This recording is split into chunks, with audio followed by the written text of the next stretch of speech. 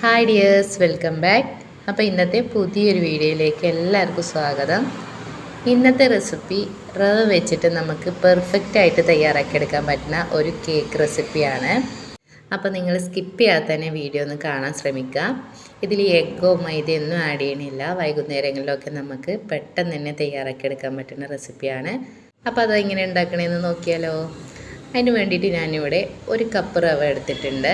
ഇത് മിക്സിയുടെ ജാറിലേക്ക് ഇട്ടിട്ട് നമുക്ക് നന്നായിട്ട് തന്നെ ഒരു സ്മൂത്തായിട്ട് തന്നെ നമുക്കിതൊന്ന് അടിച്ചെടുക്കണം. റവ നിങ്ങൾക്ക് വറുത്തതോ വറുക്കാത്തതോ ഏത് വേണിച്ചാലും എടുക്കാം കേട്ടോ. അപ്പോൾ അതേ റവയെല്ലാം നല്ലതുപോലെ ഞാനൊന്ന് മിക്സിയിൽ പൊടിച്ചെടുത്തിട്ടുണ്ട്. ചെറിയ ചെറിയ തരികളൊക്കെ ഉണ്ടാവും കേട്ടോ, അതൊന്നും കുഴപ്പമില്ല. നന്നായിട്ട് പൊടിച്ചെടുത്തിട്ടുണ്ട്. ഇനി നമുക്കിതൊരു ബൗളിലേക്ക് ഇട്ട് കൊടുക്കാം. എന്നിട്ട് ഇനി അതിലേക്ക് ഒരു കപ്പ് പാൽ ചേർത്ത് കൊടുത്തിട്ട് നല്ലതുപോലെ തന്നെ ഒന്ന് മിക്സ് ചെയ്തെടുക്കുക കേട്ടോ. കട്ടകളൊന്നും കൂടാതെ തന്നെ നല്ലതുപോലെ തന്നെ ഒന്ന് ഇളക്കിയെടുക്കുക. ഇതുപോലെ നന്നായിട്ടൊന്ന് ഇളക്കിയെടുക്കുക. റവയും പാലും കൂടി നല്ലതുപോലെ യോജിപ്പിച്ചതിന് ശേഷം നമുക്കിത് ഒരു 10 മിനിറ്റ് നേരം ഒന്ന് അടച്ച് വെക്കാം കേട്ടോ. ഒരു 10 മിനിറ്റ് നേരം റെസ്റ്റ് ചെയ്യാൻ വെച്ചതിന് ശേഷം ഞാനിപ്പോൾ ഇത് എടുത്തിട്ടുണ്ട്.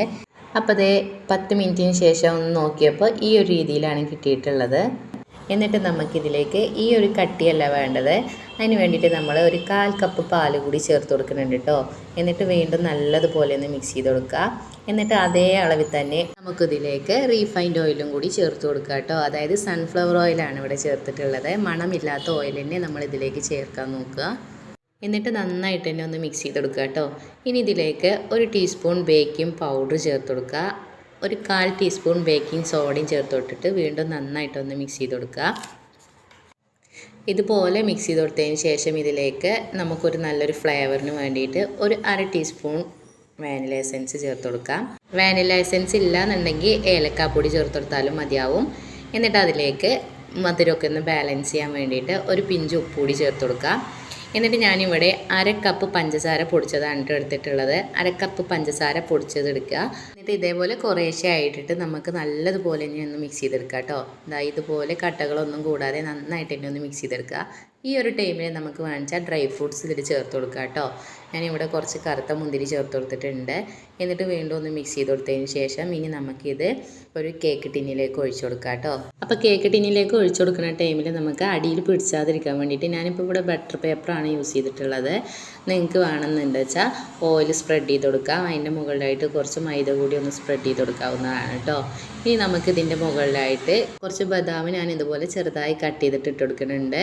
ഏത് ഡ്രൈ ഫ്രൂട്ട്സ് എടുത്താലും കുഴപ്പമില്ല കേട്ടോ, ഓപ്ഷണലാണ്. നിങ്ങൾക്ക് വേണമെന്ന് എടുത്താൽ മതിയാവും. ഇതുപോലൊരു ചെമ്പ് ഞാനൊരു 10 മിനിറ്റ് മുന്നേ പ്രീ ഹീറ്റ് ചെയ്യാൻ വേണ്ടി വെച്ചതാണ്. എന്നിട്ട് അതിലേക്ക് നമ്മൾ കേക്ക് ടിന്ന് ഇറക്കി കൊടുത്തിട്ട് ഒരു 30 to 35 മിനിറ്റ് വരെ ലോ ടു മീഡിയം ഫ്ലെയിമിലിട്ടിട്ട് നമുക്ക് നന്നായിട്ടൊന്ന് വേവിച്ചെടുക്കാം.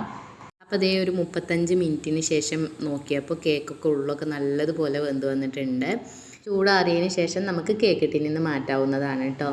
അപ്പോൾ അതേ പെട്ടെന്ന് തന്നെ തയ്യാറാക്കി എടുക്കാൻ പറ്റുന്ന നമ്മളെ റവ കേക്ക് റെസിപ്പി ഇവിടെ റെഡി ആയിട്ടുണ്ട്. നമുക്ക് വൈകുന്നേരങ്ങളിലൊക്കെ ചായയുടെ കൂടെ കഴിക്കാൻ നല്ലൊരു ടേസ്റ്റാണ്. നിങ്ങളെല്ലാവരും ഒന്ന് ട്രൈ ചെയ്ത് നോക്കണം. കുട്ടികളൊക്കെ സ്കൂൾ വിട്ട് വരുന്ന ടൈമിൽ നമുക്ക് ഉണ്ടാക്കാൻ പറ്റിയ അടിപൊളി റെസിപ്പിയാണ്. നിങ്ങൾക്ക് ഇഷ്ടപ്പെട്ട ഈ ചാനലൊന്ന് ലൈക്ക് ചെയ്യാനും ഷെയർ ചെയ്യാനും സബ്സ്ക്രൈബ് ചെയ്യാനും മറക്കല്ലേ. ഒപ്പം തന്നെ ഫീഡ്ബാക്ക് കൂടി അറിയിക്കണേ.